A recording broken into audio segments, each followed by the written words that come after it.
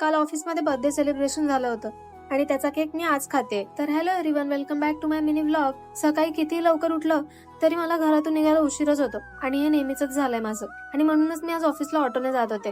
आणि या ऑटोवाल्या काकांनी किती छान डेकोरेट केलं होतं बघा ना. मस्त महाराजांची मूर्ती ठेवली होती, छान वाटत होतं. आणि मग ऑटो मधून उतरले आणि ऑफिसला पोहोचले तर माझ्या फ्रेंडने माझ्यासाठी कालच्या बर्थडेच्या सेलिब्रेशनचा केक ठेवला होता, तो खाऊन घेतला आणि सगळी पेंडिंग कामं होती ती करून घेतली. संध्याकाळचे 6:30 वाजले तशी ऑफिस बाहेर निघाले, कारण की आज आम्ही सगळ्या फ्रेंड्स शॉपिंग साठी जाणार होतो. पण आज काय झालं होतं काय माहिती, एकही ऑटो थांबत नव्हती. कशी तरी एक ऑटो मिळाली आणि निघाले स्टेशनला जायला. ऍक्च्युली मला तर काहीच घ्यायचं नव्हतं, मी फक्त फ्रेंड सोबत गेले होते. पण मला कंट्रोल होतंय का, हे असं सगळं बघितल्यावर मी काय नाही घेणार असं होऊच शकत नाही. काहीच नाही घेणार असं बोलले होते आणि 7-8 गोष्टी घेऊन आले होते. ही इयरिंग्स बघा ना किती छान आहेत, सगळे 100 रुपीज मध्ये.